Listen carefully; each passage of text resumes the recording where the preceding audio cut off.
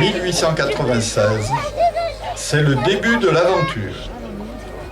Pour célébrer le centenaire de ce pont peu ordinaire, il a été proposé de faire une petite fête pour l'honorer. Lui, notre pont aura l'occasion ce soir d'entendre de très près quelques détonations plutôt pacifiques le concernant directement. L'histoire commence en 1884. Le conseil municipal décide la construction d'un pont reliant la partie sud de la commune, qui représente la moitié de sa superficie, soit un peu plus de 2000 hectares. Ces terres et bois sont exploités, mais les différents propriétaires sont souvent gênés par le passage à gué et par le bac du Gardon. En 1839, la rivière a débordé 18 fois. Reste à convaincre l'État et le département de financer cette construction. Les différentes institutions acceptent ce projet et vont aider la commune financièrement, mais pas totalement. Cette construction implique d'autres travaux et donc de dépenses. Construction d'une route reliant Russan à Nîmes et ouverture d'accès d'un Russan. Les premières études pour le choix du site se succèdent. Puis arrivent les premiers carottages. Et là, oh surprise, les techniciens trouvent de l'or en quantité non négligeable dans les prélèvements des alluvions. Depuis des temps très reculés, et même à cette date, de nombreux orpailleurs parcouraient cet endroit connu du Gardon. Du coup, le maire et ses conseillers, trouvant là une manne miraculeuse pour financer les travaux, décident de mettre en concession cette partie du Gardon, avec l'autorisation du préfet et les conditions et restrictions d'usage. Après un premier rapport établi par l'ingénieur des mines Castelnau, c'est la ruée vers l'or. Russan devient le nouveau Johannesburg. Le monde entier parle de Russan et Sainte-Anastasie.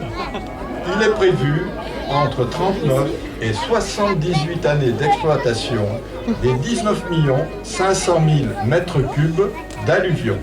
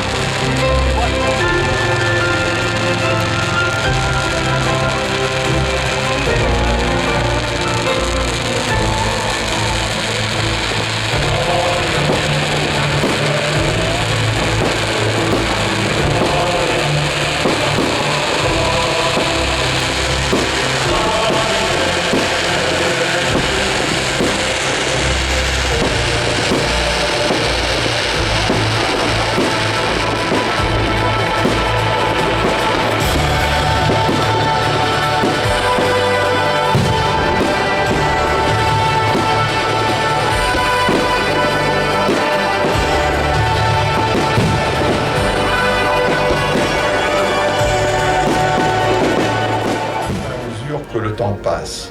Grosse tourmente entre les différents protagonistes. De plus, le Gardon s'en mêle. À peine les premiers échafaudages installés, les premières pierres posées, voici le Gardon qui arrive avec toute la fureur qu'on lui connaît. 1907 est l'une des plus grandes crues de cette rivière capricieuse. Depuis, on en a vu d'autres.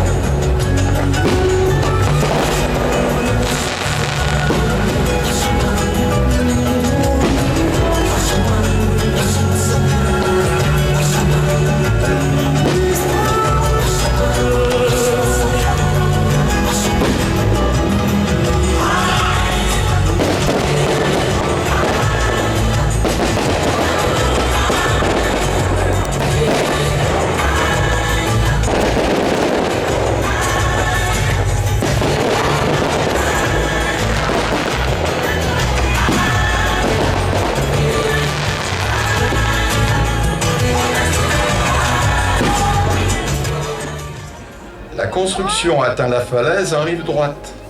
Cette falaise qu'il a fallu entailler pour faire déboucher et le pont et la route.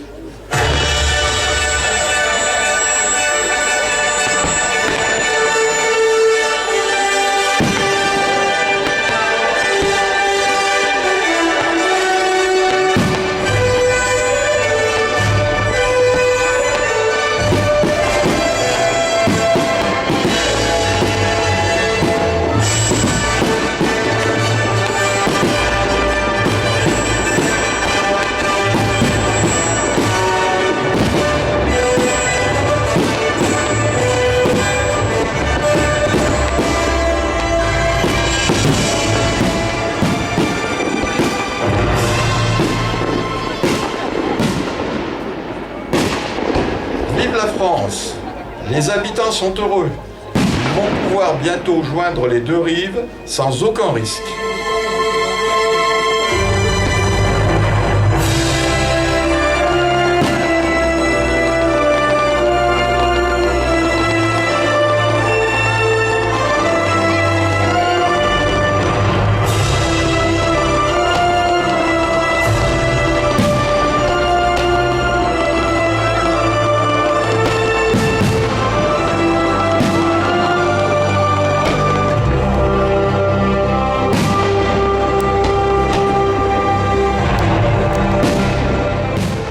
Mais ce n'est pas fini.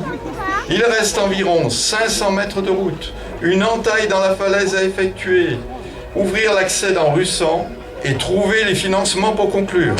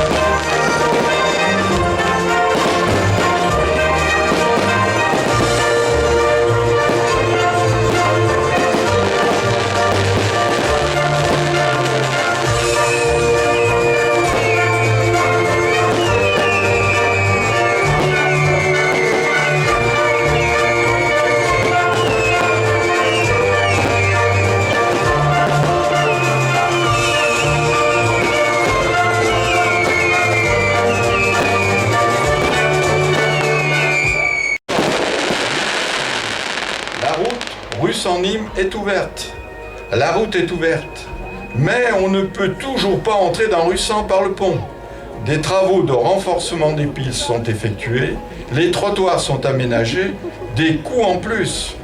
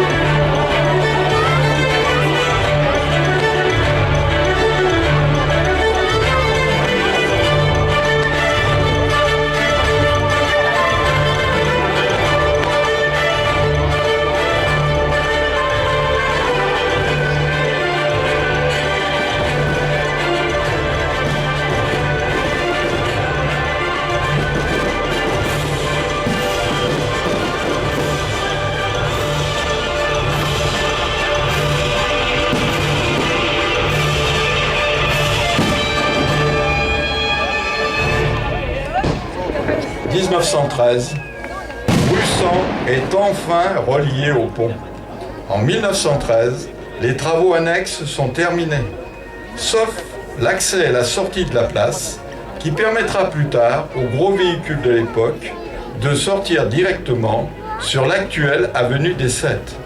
Mais cela est une autre histoire.